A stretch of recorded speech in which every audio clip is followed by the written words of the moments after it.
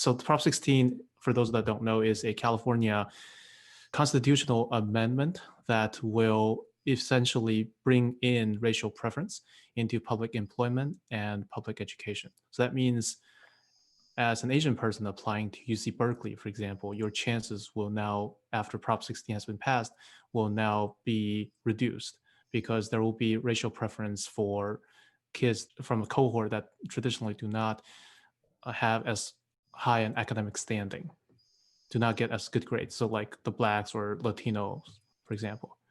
Where do you think Biden stands on something like this? And where would you stand on something like this?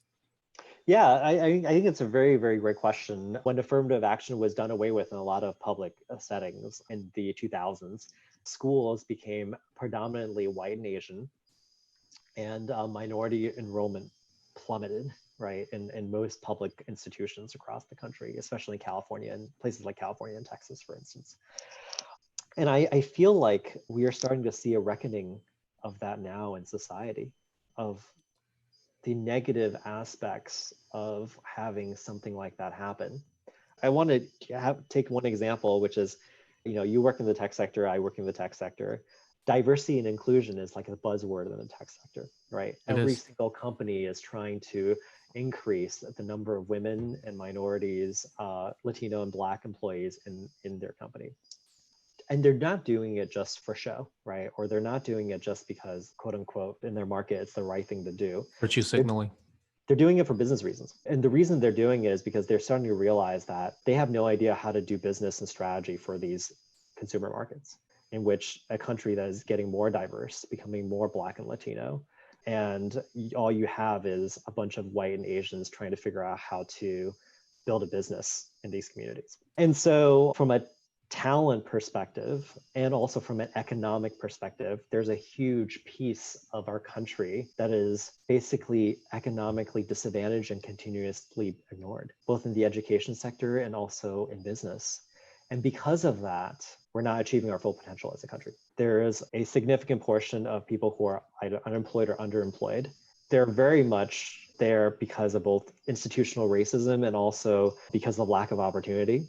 And fundamentally, that's a drag on our social safety net. We're paying taxes to support them because we haven't gotten our education system and our framework of racial equality to the point where folks who are disadvantaged, oftentimes, I'll just be frank, right? There's a racial element to poverty in the United States, don't have the resources that everyone else does. And so when you think about it from that perspective, I personally would be supportive of quotas or some kind of affirmative action in schools. That's one aspect of it. And then the second aspect of it is I once wrote a story about this. I looked at college admissions for Asian Americans. This is when I was in my journalism days.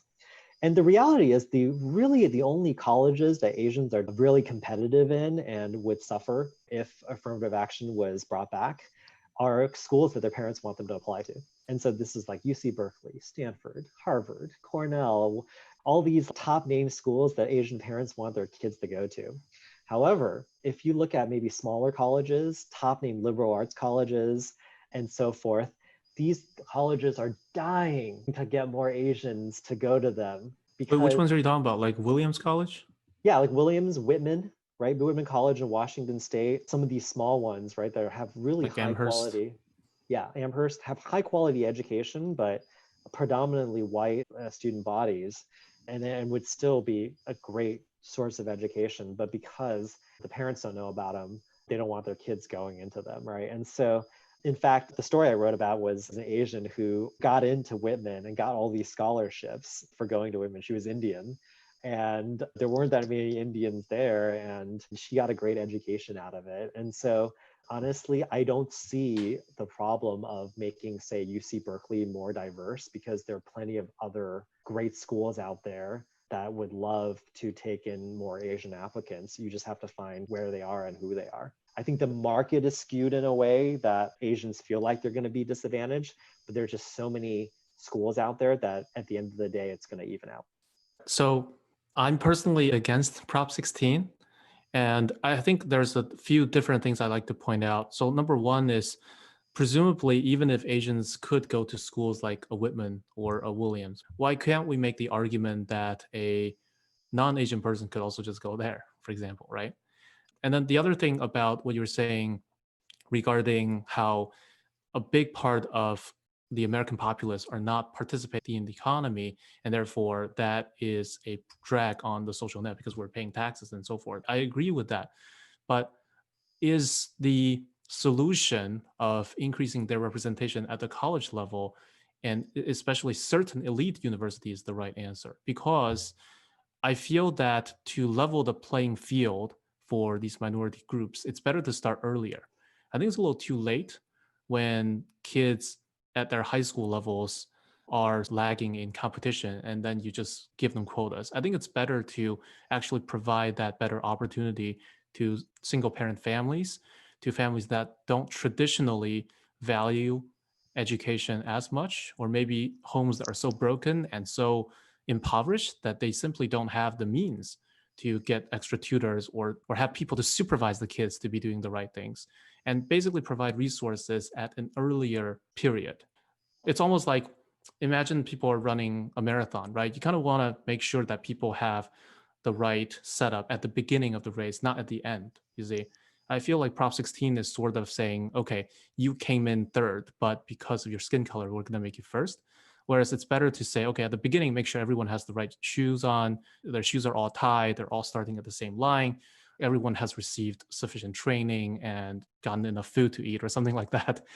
So I think I'm in general in favor of this idea of providing everyone a fair shot. It's just a matter of when that fair shot should be provided. Right. Yeah. And then I will draw my experience in Teach for America. I taught high school in the middle of the Mississippi Delta, which is a very rural, predominantly Black area.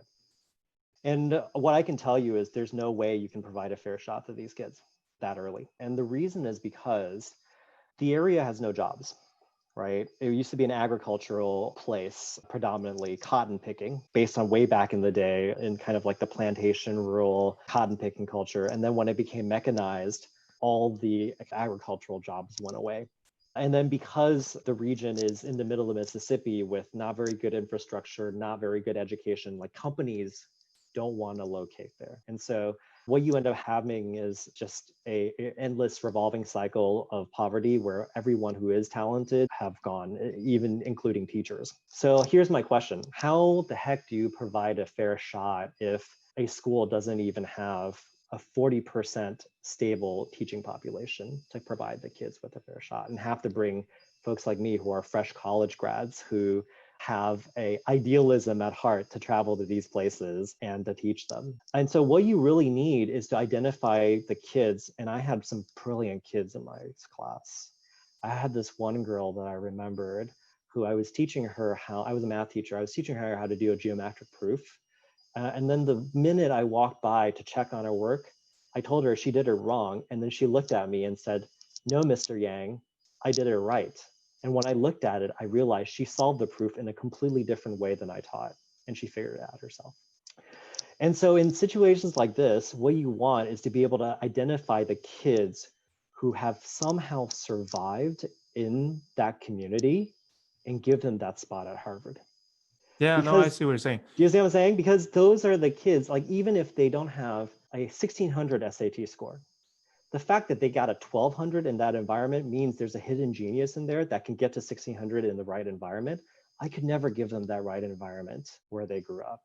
By identifying the kids and sending them to elite universities, what you would hope is that they do go to the elite universities, they become successful, and then they do something about their community to change it and come back. So this one girl who solved the mathematical proof ended up coming back, became a science teacher in the community that I taught in, and then went to medical school, and then became a doctor in the community that I taught in. And so if she didn't have an opportunity, and she actually didn't end up going to an elite school, she ended up going to, I believe, the University of Arkansas, which is the top school in the state that I taught in.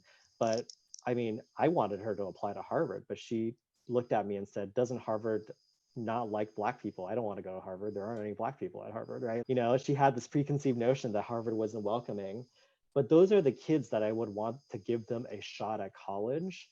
Yeah. And be able to do something for their community afterwards if they have the heart for it. And that's why I absolutely believe that we should be opening more seats to kids who have fought through everything that's impossible to get to the level where they can succeed at the elite level, right? And we have to provide them that opportunity to do that and then help develop their communities afterwards. Right. Then I think then the debate becomes number one, how do we direct public resources to fund more programs like TFA to stabilize that kind of teacher population in these places? And I suppose the counter argument there could be it's so It's much more impossible. expensive. It's And impossible because it's one of those self-fulfilling cycles. I mean, I was there for 2 years. I wasn't there to stay in the community and give back and to raise my kids in that environment. So even if you fund more TFA, all you just get is an army of people who are there for 2 years. You don't get anyone who stays. okay. But then I guess the other thing to mention is also just that the rubric can be more effort based, but not just exclusively straight up race quota. See what I'm saying? Yeah, So and it's never like that. That is a misconception, right? Because at the end of the day, what race does is just adds points to your application, but they'll still need to look at your SAT score because, come on, Harvard isn't going to accept someone with a 900 SAT score. That person would never survive in Harvard academically. It would be a complete burnout, right? So, right. But what you I'm know, referring to though is also that it needs to be race/class based. You can't just accept a black person from an elite circle who's lagging behind in SAT, right? It's much better to get that child that you mentioned that you mentored in Mississippi versus somebody that went to some private school and had CEO dads that still got only 1,200 on the SATs. yeah, and that's also a somewhat of a novel. What's unique about the U.S. is that race and class are integrally intertwined. I'm saying it's highly correlated. Very, very highly correlated, right? And so what you end up having is you end up solving the class problem if you focus on the communities that are disadvantaged based on race. Yeah, I can completely understand.